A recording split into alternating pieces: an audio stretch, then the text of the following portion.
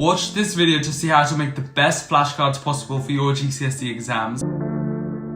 So before I started using Anki, I myself made tons of paper flashcards, but the ones I made always had a title or topic name on one side and then loads of information on the other. This is a bad way to make flashcards, so here's how you should be making your flashcards for top grades at GCSE. Starting on one side, write a question you want to answer on your flashcard. Write only one question per flashcard for the best results and use your spec to see exactly what could come up and to make questions from that. Make it clear and concise so that on the other side you will have your answer, and bullet pointed answers are the easiest to memorize here. Aim to condense your notes onto a small flashcard and don't try to fit all the information on it from your class notes, making it harder to learn from the flashcards you've just created.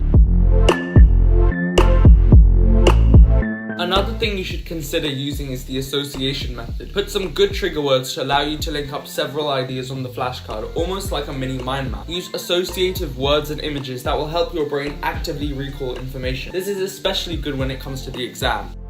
I also recommend doing drawings and being creative with how you make them. And I don't just mean spending hours doing aesthetic titles, but instead you could do diagrams, draw symbols to help you learn, and use highlighters to make key information clearer. This is an example of the picture superiority method, which proves that some people really do learn better with pictures. Where else do you think the phrase "a picture is 1,000 words" comes from? If you're enjoying this video, please consider subscribing to support the channel. We're nearly at 600 subs at the time of filming, so thanks so much for all your support on every video I post, and now let's get back onto the flashcard tips. If you're making flashcards for English quotes, then try this method out. Miss out words and quotes and fill them in as answers on the back. That way you'll be able to record them better by associating the quote with a keyword you had to remember.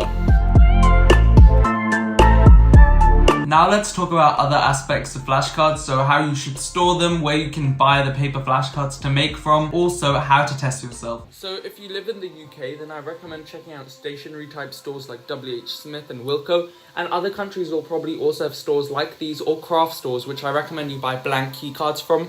Storage is the other thing that can sometimes be annoying when you lose your flashcards. For all my paper ones, I just have a perfume box which I asked my mum for, which suffices to keep all of them in.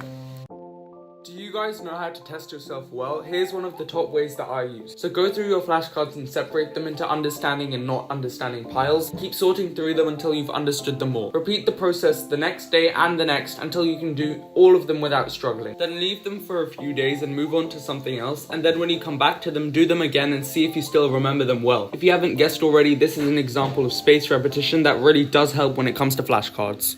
Answers out loud before flipping over the flashcard so you don't just trick yourself into thinking you know the information, and try to study the flashcard in both directions for the best results. Paper flashcards can be very effective if made well, meaning you can get the same sort of grade with them or even better without using Anki, which is what I'll be talking about next. I've already made a video on how to make amazing Anki flashcards, so check that out after this one, but now I'll be going over some of its pros and cons and why I recommend you should or shouldn't use Anki depending on how you study. The pros of Anki include the amazing active recall feature they have, being able to organize decks and making as many sets as possible, and also how they utilize graphs to encourage you and give data evidence if that's what you like. The only con I found was that the interface isn't very beginner friendly, and you either have to watch a long tutorial or figure it out as you go. Neither of which are very efficient, especially if you want to start using Anki straight away. I know you guys really wanted me to upload my Anki flashcards, but unfortunately the link sharing stuff is still not working. This may be because of a few iOS features, but I'm still not sure, so I'm still working on that. I'll try and find some way to make these Anki flashcards accessible, whether it's by Google Drive, but I definitely will get them out to you by 1K. Thanks so much for watching and hope you guys enjoyed the video and found it useful. Please like, share, comment and subscribe, and comment down below any other video ideas that you'd like to see in the future. I'll see you all next week with a brand new video, and thanks for nearly 600 subs at the time of filming. Bye for now!